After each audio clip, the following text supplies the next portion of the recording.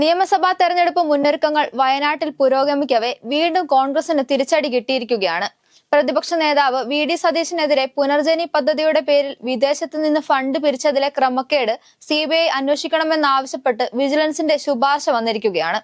ഒരു വർഷം മുൻപ് ഡയറക്ടർ യോഗേഷ് ഗുപ്തയാണ് ശുപാർശ ചെയ്തത്. FCRA നിയമത്തിന്റെ ലംഘനം, സ്വകാര്യ സന്ദർശനത്തിനായി കേന്ദ്ര സർക്കാരിൽ നിന്ന് അനുമതി നേടിയ ശേഷം വിദേശത്ത് പോയി ഫണ്ട് സ്വരൂപിച്ചതും അത് കേരളത്തിലെ അക്കൗണ്ടുകളിലേക്ക് എത്തിച്ചതിലെ നിയമലംഘനം എന്നിവ ചൂണ്ടിക്കാട്ടിയാണ് CBI അന്വേഷണത്തിന്റെ ആവശ്യകതയിലേക്ക് വിജിലൻസ് ശുപാർശ ചെയ്തിരിക്കുന്നത്. FCRA നിയമം 2010 സെക്ഷൻ 3(2)A പ്രകാരം CBI അന്വേഷണം നടത്തണമെന്നാണ് ഇപ്പോഴത്തെ ആവശ്യം. അതോടൊപ്പം കേരള നിയമസഭയുടെ റൂൾ ഓഫ് പ്രൊസീജിയേഴ്സിലെ അനുബന്ധം 2 റൂൾ 41 പ്രകാരം നിയമസഭാ സാമാജികൻ എന്ന തരത്തിൽ നടത്തിയ നിയമലംഘനത്തിന് സ്പീക്കർ നടപടി സ്വീകരിക്കണമെന്നും വിജിലൻസ് ശുപാർശ ചെയ്തിട്ടുണ്ട്. മണപ്പാട്ട് ഫൗണ്ടേഷൻ എന്ന പേരിൽ പുനർജനി പദ്ധതിക്കായി ഫൗണ്ടേഷൻ രൂപീകരിച്ചാണ് വിദേശത്ത് നിന്ന് പണം സ്വീകരിച്ചത്. UK-യിൽ നിന്നും 22,500 പൗണ്ട് വിവിധ വ്യക്തികളിൽ നിന്നും സമാഹരിച്ച് മണപ്പാട്ട് ഫൗണ്ടേഷന്റെ അക്കൗണ്ടിലേക്ക് അയച്ചതാണ് വിജിലൻസിന്റെ കണ്ടെത്തൽ.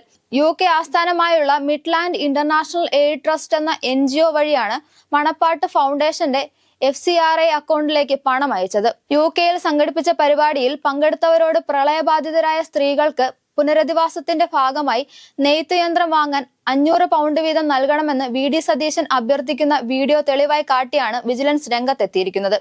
എന്നാൽ ഈ ശുപാർശയുടെ വാർത്തയിൽ പ്രതികരിച്ച് V.D. സതീശൻ എത്തി. എന്തു വന്നാലും രാഷ്ട്രീയമായി നേരിടും. ഒരു വർഷം മുൻപത്തെ ശുപാർശയാണ് ഇപ്പോൾ പുറത്തു വന്നിരിക്കുന്നത്.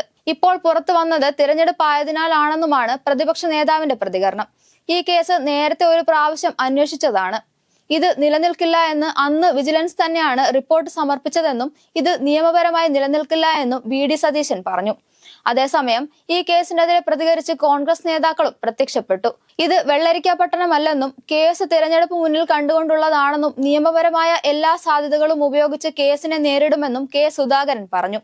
ഇത് തിരഞ്ഞെടുപ്പിലെ ചെപ്പടി വിദ്യയാണെന്നാണ് K.C. വേണുഗോപാൽ MPയുടെ പ്രതികരണം.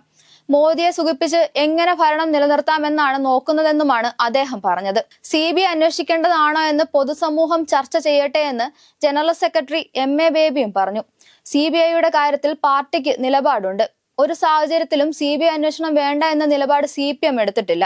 സാഹചര്യത്തെ അടിസ്ഥാനമാക്കിയേ പറയാൻ കഴിയൂ. കൂടുതൽ ആ വിഷയത്തിൽ സംസാരിക്കുന്നത് എനിക്കും നിങ്ങൾക്കും നല്ലതല്ല എന്നും M.A. ബേബി കൂട്ടിച്ചേർത്തു. പുനർജനിയിൽ ആദ്യമായി അന്വേഷണം ആവശ്യപ്പെട്ടത് V.D. സതീശനാണെന്നും അത് ഒരു പുനരധിവാസ പദ്ധതിയാണെന്നും തന്റെ ഫേസ്ബുക്ക് പോസ്റ്റിലൂടെ പ്രതികരിച്ച് രാഹുൽ മാങ്കൂട്ടത്തിലും എത്തി. V.D. സതീശനോട് എനിക്കും നിങ്ങൾക്കും യോജിക്കാം, വിയോജിക്കാം, എതിർക്കാം, അനുകൂലിക്കാം, അതൊക്കെ തുടരുകയും ചെയ്യാം. പക്ഷേ അതിന്റെ പേരിൽ പുനർജനി പോലെ മനുഷ്യരെ ചേർത്ത് നിർത്തുന്ന ഒരു പദ്ധതിയെ എതിർക്കുന്നത് ജനവിരുദ്ധമാണെന്നും രാഹുൽ പറഞ്ഞു. എന്തായാലും ഒന്നിനു പുറകെ ഒന്നായി കോൺഗ്രസിന് തലവേദന ഉയർന്നു വന്നുകൊണ്ടിരിക്കുകയാണ്. മാസങ്ങൾക്കകം നിയമസഭാ തെരഞ്ഞെടുപ്പ് വരാനിരിക്കെ ഇത്തരം ആരോപണങ്ങൾ കോൺഗ്രസിനെ പ്രതികൂലമായി ബാധിക്കുക തന്നെ ചെയ്യും. നിയമസഭാ തെരഞ്ഞെടുപ്പ് മുന്നിൽ കണ്ടാണ് ഇത്തരം വാർത്തകൾ വരുന്നതെന്ന പരാമർശങ്ങൾ ഒന്നുകൂടി പരിശോധിക്കേണ്ടത് അനിവാര്യം തന്നെയാണ്. പുനർജനി പദ്ധതി കേസിൽ ഇനി എന്താകും തുടർ നടപടിയെന്ന് കാത്തിരുന്നു കാണാം.